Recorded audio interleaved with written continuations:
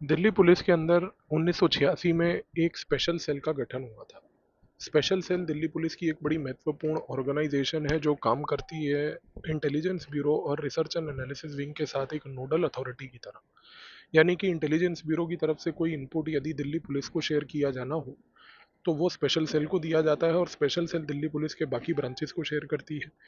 और इसी तरीके से अगर कोई इनपुट रॉ की तरफ से दिल्ली पुलिस की तरफ आना हो तो वो भी स्पेशल सेल को शेयर किया जाता है और स्पेशल सेल दिल्ली पुलिस के बाकी ऑर्गेनाइजेशंस की तरफ शेयर करती है।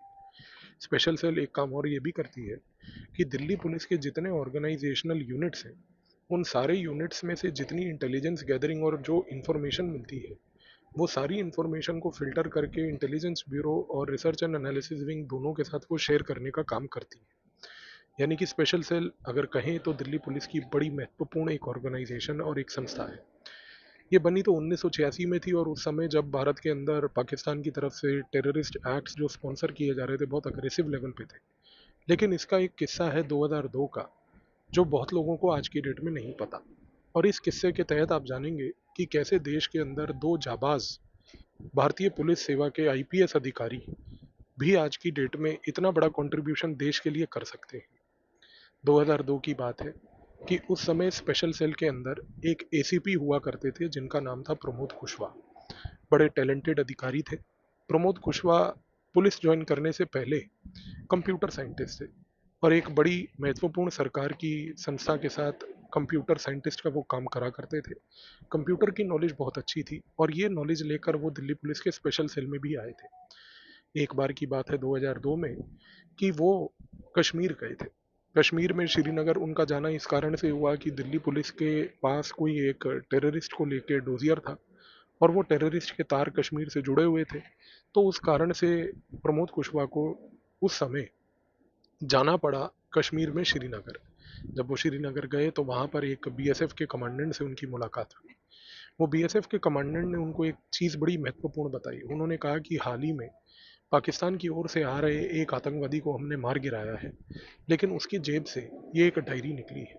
और उस डायरी को उन्होंने प्रमोद कुशवाहा को दिखाया। डायरी को प्रमोद कुशवाहा जब देख रहे थे तो डायरी के आखिरी पेज पर उनकी नज़र एक ईमेल आईडी पर पड़ी। उन्होंने उस ईमेल आईडी को अपने दिमाग में बिठा लिया, उसको याद कर लिया। डायरी उनको वापस कमांडेंट को करके वो दिल्ली आ गए। जैसे ही प्रमोद कुशवाहा दिल्ली आए उस समय उनके जो बॉस थे स्पेशल सेल के वो थे नीरज कुमार। नीरज कुमार भी एक बड़े वरिष्ठ आईपीएस अधिकारी थे। 9 साल वो सीबीआई में सेंट्रल डिप्यूटेशन के बाद दिल्ली पुलिस में वापस आए थे और उस समय वो स्पेशल सेल को हेड कर रहे थे। यानी कि प्रमोद कुशवाहा के जो बॉस थे वो नीरज कुमार आईपीएस थे।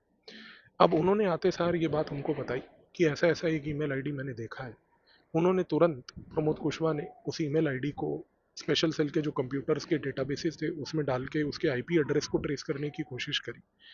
जैसे ही वो आईपी एड्रेस को ट्रेस करने की कोशिश करी एक बड़ा महत्वपूर्ण सा पैटर्न देखने को मिला। और पैटर्न देखने को ये मिला कि ये जो ईमेल आईडी उन्होंने वहाँ पर उस डायरी के पीछे के आखिरी पेज पर पढ़ा था उस ईमेल आईडी पर कम्युनिकेशन अभी भी चल रही है। उन्होंने ये तक देखा कि ये जो ईमेल आईडी पे कम्युनिकेशन है ये चंद आईपी एड्रेसेस से ओरिजिनेट हो रही है और इन चंद आईपी एड्रेसेस के थ्रू बार बार इस ईमेल के साथ कम्युनिकेशन किया जा रहा है। ये इन्फॉर्मेशन को लेकर वो फिर से अपने बॉस नीरज कुमार के पास गए। नीरज कुमार ने उस समय प्रमोद कुशवाहा को बोला कि आप एक मैप बनाइए और देखिए कि ये इन्फॉर्मेशन जो आईपी एड्रेसेस से ओरिजिनेट हो रही है ये आईपी एड्रेसेस आफ्टर ऑल कहाँ कहाँ के हैं। चंद दिनों के बाद एक मैप तैयार की गई। मालूम चला कि ये सारे आईपी एड्रेस दिल्ली के सेंट्रल दिल्ली के इलाके के आसपास के सारे आईपी एड्रेसेस थे। और जैसे ही ये मालूम चला कि ये सारे आईपी एड्रेसेस वहाँ के थे उस समय एक बड़ी महत्वपूर्ण चीज़ ये हुई कि इसके ऊपर जानकारी और गैदर करने की आवश्यकता थी। स्पेशल सेल ने क्या करा कि सेंट्रल दिल्ली के अंदर जितने भी उस समय साइबर कैफ़े हुआ करते थे जहाँ से बेसिकली लोग ईमेल वगैरह का प्रयोग करने जाते थे। 2002 का समय आप समझ रहे हैं कि हर बंदे के घर में कंप्यूटर तो नहीं होता था। ज़्यादातर साइबर कैफ़ेज़ में ही लोग जाकर इंटरनेट का प्रयोग करा करते थे। तो स्पेशल सेल ने उस समय एक निर्णय लिया कि हम अपने अधिकारियों को भेजते हैं। वो जाएंगे सेंट्रल दिल्ली के जितने भी साइबर कैफ़ेज़ हैं, खैर सारों में तो नहीं जा सकते पर जितनों में जा सकते हैं जाएंगे और जाकर वो एक फ्लॉपी डिस्क लेके जाएंगे। आपको याद होगा कि उस समय फ्लॉपी डिस्क और सीडी डीवीडी ये सब का ज़माना हुआ करता था। तो फ्लॉपी डिस्क लेकर वो सारे स्पेशल सेल के अधिकारी जो हैं वो गए। जैसे ही वो डिफरेंट साइबर कैफेज में गए, उन्होंने वहां जाकर उन फ्लॉपी डिस्क के अंदर से सॉफ्टवेयर प्लांट कर दिए इन साइबर कैफे के कंप्यूटर से। अब इस सॉफ्टवेयर में भी एक बड़ी खूबी थी। खूबी ये थी कि जितने भी ये सॉफ्टवेयर्स प्लांट किए गए, इन सारे सॉफ्टवेयर्स में सारे लोगों ने, जितने भी स्पेशल सेल के अधिकारी थे, उन सब ने एक बड़ी महत्वपूर्ण चीज ये की थी कि चंद कोड वर्ड्स को वहां पे डाला था। अब वो कोड वर्ड्स जो थे वो वर्ड्स थे चाचा जी, लव, प्यार, फुटबॉल, मैच, इस प्रकार के। अब आपके मन में ये आ रहा होगा कि ये वाले प्रकार के ही शब्द क्यों? क्योंकि देखिए, स्पेशल सेल, जैसा मैंने आपको बताया कि 1986 से टेररिज्म के केसेस को दिल्ली पुलिस के अंदर हैंडल कर रहा था। स्पेशल सेल ने over a period of time जांचने पड़तालने के और इन्वेस्टिगेशंस करने के बाद ये चीज़ समझ ली थी कि जब भी टेररिस्ट किसी भी प्रकार का कोई कम्युनिकेशन करते हैं, वो कोडेड लैंग्वेज का प्रयोग करते हैं। और ये वाले जो शब्द थे, ये कुछ ऐसे कोड्स थे जिसका प्रयोग पाकिस्तान के द्वारा किए गए टेररिस्ट के द्वारा कई बार किया जाता था। अब ये कोड्स को सॉफ्टवेयर में डालकर फ्लॉपी डिस्क में फंसाकर उनको जो है बेसिकली इन सिस्टम्स के अंदर प्लांट कर दिया गया। उद्देश्य क्या था? उद्देश्य ये था कि आने वाले समय में यदि इन किसी साइबर कैफेज के द्वारा अगर कोई ईमेल निकलता है या कोई ईमेल आता है जिसमें कुछ इन प्रकार के शब्द जो फ्लॉपी डिस्क के थ्रू उस सॉफ्टवेयर के अंदर से बनाकर उस साइबर कैफे के कंप्यूटर में प्लांट किए गए हैं, यदि वो पहुंचते हैं, तो तुरंत स्पेशल सेल को इस चीज की इतला मिलेगी। चंद दिन निकले और जैसे ही कुछ समय निकला, जो गेम प्लान था वो अनफोल्ड होना शुरू हो गया। बहुत सारी ईमेल्स का इंटरसेप्शन शुरू हुआ। इन सारे ईमेल्स के इंटरसेप्शन में ये शब्द जो थे कई बार देखने को मिले। और सबसे बड़ी ब्यूटी देखिए कि जैसे जैसे साइबर सेल इन शब्दों के इंटरसेप्शन को कर रही थी और इन ईमेल्स का इंटरसेप्शन कर रही थी, उसको एक चीज तो समझ आ गई कि सेंट्रल दिल्ली के साइबर कैफे से उनके जो इंटरनेट प्रोटोकॉल एड्रेसेस हैं, आईपी एड्रेसेस, उनके थ्रू ये ईमेल्स का प्रयोग किया जा रहा है। और दूसरी बात, स्पेशल सेल को ये समझ आ गई कि ये जितने ईमेल्स हैं जो आ रहे हैं या जा रहे हैं, ये सारे के सारे ओरिजिनेट पाकिस्तान से कर रहे हैं, चाहे वो इस्लामाबाद से लेके पेशावर तक क्यों ना हो। एक पूरा डिटेल्ड एनालिसिस किया गया। दिन पर दिन इस चीज़ के ऊपर प्रगति के तहत एक नज़र रखी गई कि कैसे कैसे ये ईमेल्स की प्रगति चल रही है। और सबसे महत्वपूर्ण बात यह है कि जब ये सारे ईमेल्स का एक पैटर्न बनाकर चंद दिनों की इन्वेस्टिगेशन की गई, तो मालूम चला कि चाचा जी एक ऐसा शब्द था जो बार बार पाकिस्तान की तरफ से जो ईमेल आता था वो प्रयोग किया जा रहा था।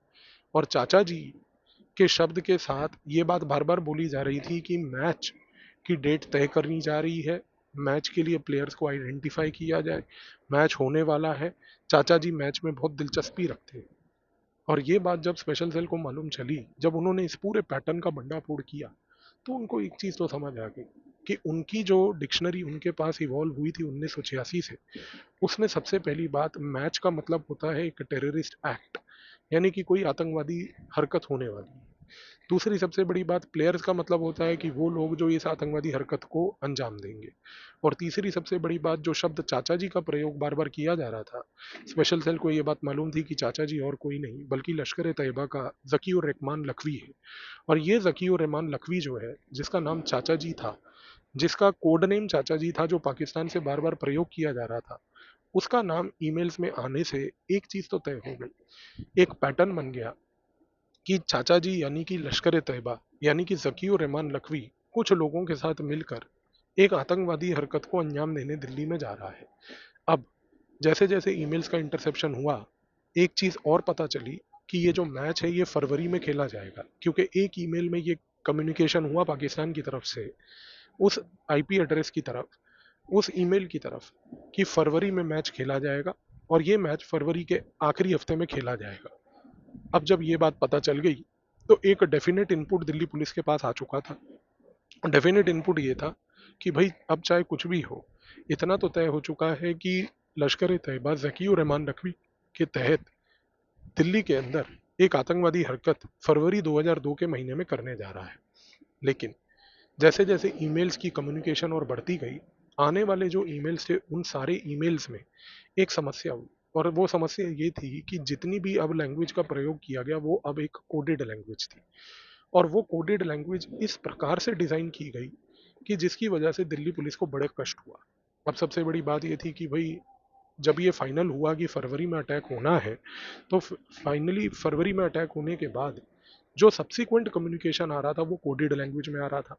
पहले तो दिल्ली पुलिस ने प्राइवेट लेवल पर जितने क्रिप्टोग्राफर्स थे उनसे संपर्क साधकर उनको बोला कि आप इस लैंग्वेज को ब्रेक कीजिए, उसमें वो नाकाम रहे। फिर दिल्ली पुलिस की स्पेशल सेल ने दिल्ली पुलिस के कमिश्नर से, नीरज कुमार जो उस समय दिल्ली पुलिस के स्पेशल सेल के हेड थे, उन्होंने परमिशन दी, ये बात की कि हमें इस चीज़ की इतला भारत की रिसर्च एंड एनालिसिस विंग को देनी चाहिए। हो सकता है कि उनके पास जो क्रिप्टोग्राफर्स हैं वो हमारी मदद कर पाए इस कम्युनिकेशन को ब्रेक करने के। जैसे ही दिल्ली पुलिस के अधिकारियों ने research and analysis wing raw के अधिकारियों से संपर्क साधा, तो रॉ के अधिकारियों ने सबसे पहले तो दिल्ली पुलिस के इस पूरे इनपुट को ही नकार दिया। ये एक बड़ी कॉमन सी प्रैक्टिस है भारत के अंदर अनफॉर्चुनेटली, और इसको हम कहते हैं इंटर एजेंसी राइवलरी। इसका मतलब ये होता है कि एक एजेंसी अगर कोई क्रेडिबल इनपुट लेके दूसरी के पास जा रही है, तो दूसरी एजेंसी सहयोग करने के बजाय उसको नीचा दिखाने की कोशिश करती है। उसको ये लगता है कि भाई इस पर्टिकुलर एजेंसी के पास ये इनपुट कैसे आया। और रॉ तो खैर अपने ही एक अलग आड़ और अकड़ में रहती है, जबकि रॉ के फेलियर्स तो इतने ज़्यादा हैं कि यदि अगर उस पर कभी एपिसोड्स बनाने हम लोग लग जाएं तो खैर 1000 से ऊपर एपिसोड बनेंगे। लेकिन सबसे बड़ी बात क्या थी कि उस समय जब दिल्ली पुलिस के जाबाज अधिकारियों ने इतनी मेहनत करके प्रमोद कुशवाहा की पूरी टीम नीरज कुमार के लीडरशिप में जब उन्होंने ये चीज़ को आइडेंटिफाई किया, तो रॉ ने उस समय इस चीज़ को बिल्कुल ढंग से समझा नहीं। लेकिन नीरज कुमार की टीम उस समय डटी रही। वो लोग रॉ से सहायता चाहते थे, और एक पॉइंट पर आकर चंद रॉ के अधिकारियों ने सहायता करने का, सहयोग करने का सहमति दी। इवेंचुअली फिर ये हुआ कि रॉ ने वो सारे के सारे जितने भी वो मैसेजेस जो कोडेड कम्युनिकेशन वाले आ रहे थे उनको अपने कंप्यूटराइज्ड क्रिप्टोग्राफर्स के साथ शेयर किया। और वो कंप्यूटर्स में जब डाल के कोशिश करी उनको ब्रेक करने की, सबसे बड़ी बात है कि वो कंप्यूटर में जाकर भी ब्रेक नहीं हो पाए। और जब वो कंप्यूटर में जाकर भी ब्रेक नहीं हो पाए तो इससे एकदम तनाव का माहौल बन गया, क्योंकि दिन प्रतिदिन वो जो मैच की डेट थी फरवरी के आखिरी हफ्ते की, वो पास आती जा रही थी। और यहाँ पर दिल्ली पुलिस के पास सिर्फ ईमेल पे ईमेल आए जा रहे थे, कम्युनिकेशन आ रही थी, कोडेड लैंग्वेज में मैसेजेस आ रहे थे जिसको वो ब्रेक नहीं कर पा रहे थे। इस समय प्रमोद कुशवाहा के खुद के एक मित्र जो अमेरिका में थे, उन्होंने उनसे संपर्क साधा। उन्होंने सोचा कि ये मेरे मित्र जो अमेरिका में हैं ये एक बहुत बड़ी क्रिप्टोग्राफी की कंपनी में काम करते हैं, शायद ये हमारी मदद कर पाए। उन्होंने जब उस मैसेज को उन्होंने अपने मित्र के साथ साध कर बोला, तो उनके मित्र ने कहा कि ठीक है, हमारी कंपनी आपके लिए ये काम कर देगी, और उन्होंने एक प्राइस का कोटेशन भेज दिया। अब जब प्राइस का कोटेशन आया तो उस समय प्रमोद कुशवाहा ये मैसेज लेकर नीरज कुमार जी के पास गए, और नीरज कुमार जी जो हैं उस समय दिल्ली पुलिस के कमिश्नर के पास जाकर उनको बोला कि हमें इस बजट की ज़रूरत है, ये मैसेज को ब्रेक करना है, इसको रॉ भी ब्रेक नहीं कर पा रही है। लेकिन सबसे बड़ी बात ये थी कि जब ये हुआ तो दिल्ली पुलिस के कमिश्नर ने कहा कि भाई ये इतना बड़ा बजट तो मैं आपके लिए सैंक्शन कर नहीं सकता, मेरे अथॉरिटी में तो है नहीं। इसके लिए गृह मंत्रालय से लेके प्रधानमंत्री कार्यालय तक जो है क्लियरेंस लेनी पड़ेगी, और उसमें इतना लंबा समय चला जाएगा कि उतना टाइम तो हमारे पास है नहीं। अब जाहिर सी बात है कि नीरज कुमार, जिनके ऊपर ये रिस्पॉन्सिबिलिटी थी कि भाई वो स्पेशल सेल के हेड होने के नाते दिल्ली पुलिस के तहत ये इंश्योर करें कि दिल्ली में किसी प्रकार की आतंकवादी हरकत ना हो। प्रमोद कुशवाहा जिन्होंने पूरी मेहनत करके ये चीज़ को साध लिया था, और उनको ये रिपोर्ट समझ आ गई थी कि दिल्ली में एक बड़ा हादसा होने वाला है, वो अब एकदम जो है बेचैन हो रहे थे, क्योंकि किसी प्रकार की मदद नहीं मिल पा रही थी। एक दिन की बात है कि प्रमोद कुशवाहा अपने ऑफिस से निकल ही रहे थे कि उनका बचपन का स्कूल का दोस्त, जिसका नाम था विवेक ठाकुर, वो उनके कमरे में आया। विवेक ठाकुर जब आया तो जाहिर सी बात है कि प्रमोद कुशवाहा के मन पर, उनके मुंह पर तनाव बहुत था, टेंशन बहुत थी। लेकिन उसके बावजूद भी प्रमोद कुशवाहा ने कुछ खास नहीं बोला। विवेक ने जब उनसे पूछा कि भाई क्या हुआ, मैं तो तुम्हारा दोस्त हूँ, बताइए मुझे कुछ, अगर मैं आपकी मदद कर सकता हूँ, तो कुछ नहीं हुआ। उस समय प्रमोद कुशवाहा ने बोला कि यार एक ऐसा एक कोड है जिसमें हम फंसे हुए हैं। तो उन्होंने वो कोड उसको दिखाया। विवेक ठाकुर जो है वो बेसिकली एक बेरोजगार आदमी था, दिल्ली आया था ये सोच के कि वो अपने दोस्त प्रमोद कुशवाहा से मिलेगा, और मिलने के बाद हो सके तो उनके तहत कोई जानकारी में अगर उनके कोई नौकरी देने वाला है तो कोई नौकरी पालेगा। अब जब विवेक ठाकुर ने वो कोड पकड़ा, तो पहली बात तो विवेक ठाकुर को भी ये चीज़ समझ नहीं आई कि ये कोड को ब्रेक किया कैसे जाए। लेकिन उसके बाद प्रमोद कुशवाहा अपने ऑफिस से गए, वो अपने बाकी कामकाज में लगे रहे, लेकिन उनका मित्र विवेक ठाकुर उन्हीं के कमरे में बैठा रहा। उसके बाद शाम में जब प्रमोद कुशवाहा वापस अपने ऑफिस आए, तो वो बड़े हैरान हुए विवेक को वहां देखते हुए। उन्होंने विवेक से पूछा कि यार तुम अभी तक गए नहीं, यहाँ पर मेरे ऑफिस में ही बैठे हुए हो। तो उस समय सबसे बड़ी बात ये हुई कि विवेक ने कहा कि यार तुमने कोड दिया है, कोशिश करूंगा इसको ब्रेक करने की, हो तो नहीं रहा है लेकिन देखते हैं, कोशिश करने में कोई बुराई तो नहीं। उसी समय जब वो अपने ऑफिस पहुंचे तो प्रमोद कुशवाहा के फोन को एक बेल बजी, और फ़ोन पे और कोई नहीं बल्कि नीरज कुमार थे। नीरज कुमार ने उनको कहा कि भई आप मेरे ऑफ़िस आइए, हमें कुछ डिस्कशन करनी है ये फरवरी वाले चाचा जी के मैटर को लेके। प्रमोद कुशवाहा ने कहा कि चलिए सर मैं आपके ऑफ़िस आता हूँ। दिल्ली पुलिस के हेडक्वार्टर जो है, उनके ऑफ़िस से प्रमोद कुशवाहा के लगभग 40-45 मिनट की दूरी पर था। उस समय विवेक ने कहा कि भई क्या मैं आपके साथ चल लूँ गाड़ी में? पर प्रमोद कुशवाहा चाहते तो नहीं थे, पर उन्होंने उसके बाद भी अपने दोस्त विवेक ठाकुर को अपनी गाड़ी में बिठा लिया। 40 मिनट 45 मिनट की जर्नी के बाद जब वो गाड़ी दिल्ली पुलिस के हेडक्वार्टर पहुंची, और जब प्रमोद कुशवाहा उस समय कमरे में नीरज कुमार के जाने लगे, तो विवेक ठाकुर ने उसी समय अपने मित्र प्रमोद कुशवाहा को बोला कि भाई कोड तो हमने तोड़ दिया है। अब जब कोड तोड़ दिया तो इससे बड़ी कोई खुशखबरी तो हो नहीं सकती थी। प्रमोद कुशवाहा और विवेक ठाकुर दोनों के दोनों जब नीरज कुमार जी के कमरे में पहुंचे दिल्ली पुलिस के मुख्यालय में, तो उसी समय उन्होंने ये बताया कि ये मेरे दोस्त हैं और ये कह रहे हैं कि इन्होंने कोड तोड़ लिया है। तो नीरज कुमार जी ने बोला कि भाई बताइए क्या कोड है। तो उन्होंने कहा कि सर ये कोड तो बड़ा कॉम्प्लिकेटेड था ही नहीं, और इसके लिए तो किसी प्रकार के कंप्यूटर और कोई बहुत बड़ी रॉकेट साइंस की ज़रूरत भी नहीं थी। ये तो न्यूमेरिकल्स और डेसिमल्स का एक मिक्सचर है जो हमारे बचपन में हमारी गणित के टीचर हमें सिखाया करते थे। और उस कोड को उन्होंने पूरा एक्सप्लेन किया, और वो कोड को जब एक्सप्लेन करके नीरज कुमार जी के सामने रखा तो सारी कम्युनिकेशंस को खोल के एक चार्ट बनाया गया। और चार्ट जब बनाया गया तो ये मालूम चला कि फरवरी में जो चाचा जी यानी कि ज़कीउर रहमान लखवी जो कम्युनिकेशन भेज रहा था कि हमें दिल्ली में एक मैच खेलना है, वो मैच और कहीं नहीं बल्कि उसका जो डिसीजन था कि वो मैच कहाँ खेला जाएगा वो था इंडिया गेट। अब आप सोचिए कि 2002 में ज़कीउर रहमान लखवी ने एक ये निर्णय ले लिया था कि इंडिया गेट के पास, इंडिया गेट के जो इलाके हैं, उस इलाके पे जहाँ पर भरपूर मात्रा में भारत के टूरिस्ट घूमा करते हैं, वहाँ पर एक बहुत बड़ी आतंकवादी हरकत को अंजाम दिया जाएगा। अब जाहिर सी बात है कि जब ये कोड टूटा, इसके बाद दिल्ली पुलिस कमिश्नर के साथ ये रिपोर्ट शेयर की गई।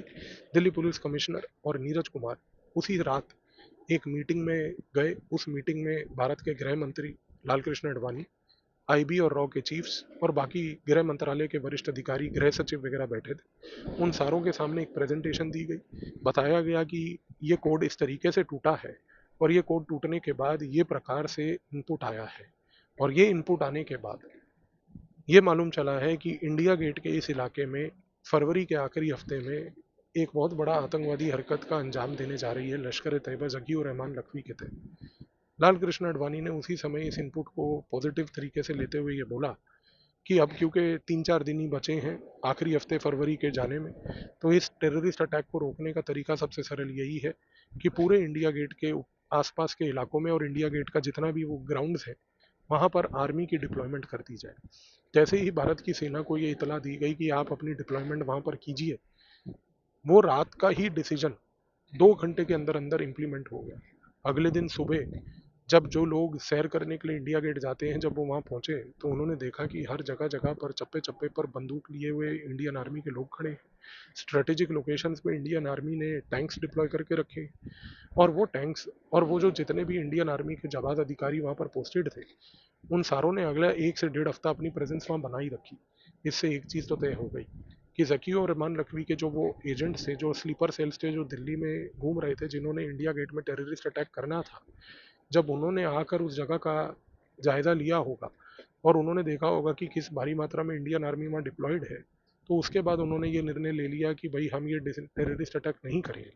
और साथ ही में भूलिएगा मत कि स्पेशल सेल उस समय सारे उन ईमेल्स को दोबारा से कंटिन्यूसली मॉनिटर कर रही थी। वो ये देख रही थी कि क्योंकि अब आर्मी डिप्लॉयड है तो कम्युनिकेशन किस प्रकार का है। और आयरॉनिकल बात है कि जब आर्मी का डिप्लॉयमेंट हुआ, आर्मी के डिप्लॉयमेंट के बाद वो ईमेल्स पे सारा का सारा कम्युनिकेशन भी बंद हो गया। दो चीज़ें तो तय थी। पहली चीज़ कि ये मैसेज कहीं ना कहीं ज़कीउर रहमान लखवी तक पहुंच चुका था कि वो इंडिया गेट में अभी हरकत कर नहीं सकता, क्योंकि आर्मी इतनी भारी मात्रा में डिप्लॉयड है कि पूरा का पूरा इंडिया गेट एक छावनी बना हुआ है। और यदि किसी प्रकार की इस आतंकवादी हरकत को अंजाम दिया तो वो आतंकवादी वहीं के वहीं मार गिराए जाएंगे। और दूसरी सबसे बड़ी बात ये देखिए कि दिल्ली पुलिस में जब रॉ के क्रिप्टोग्राफर्स, दिल्ली पुलिस के क्रिप्टोग्राफर्स, ये सारे लोग भी जब एक कम्युनिकेशन कोडेड वाली को ब्रेक नहीं कर पाए, तो एक विवेक ठाकुर नाम के एक प्राइवेट आदमी ने दिल्ली पुलिस की इतनी बड़ी मदद करते हुए इस कम्युनिकेशन को तोड़कर इस आतंकवादी हरकत को रोकने के लिए उन्होंने अपना सहयोग देश के लिए दिया। और तीसरी सबसे महत्वपूर्ण बात, जनरली जब मैं आपको कहता हूँ और हमने कई बार ये देखा है कि भारत की खुफिया संस्थाएं इधर उधर काम करके ऑपरेशंस करती हैं और वो देश में किसी भी प्रकार के टेररिज्म या इस प्रकार के एक्ट्स को होने के लिए रोकती हैं, हम उस समय नकार देते हैं कि पुलिस का भी कोई रोल होगा। लेकिन आज इस ऑपरेशन को सुनने के बाद आप इस चीज़ से तो सहमत होंगे कि दिल्ली पुलिस के ये दो जाबाज और बहादुर अधिकारी, नीरज कुमार और साथ ही में प्रमोद कुशवाहा, ये जैसे दो अधिकारी जिन्होंने देश के लिए इतना बड़ा काम किया, इन जैसे लोगों को भी हमें सलाम करना चाहिए। इन जैसे लोगों की कंट्रीब्यूशंस को भी हमें अप्रिशिएट करना चाहिए। धन्यवाद।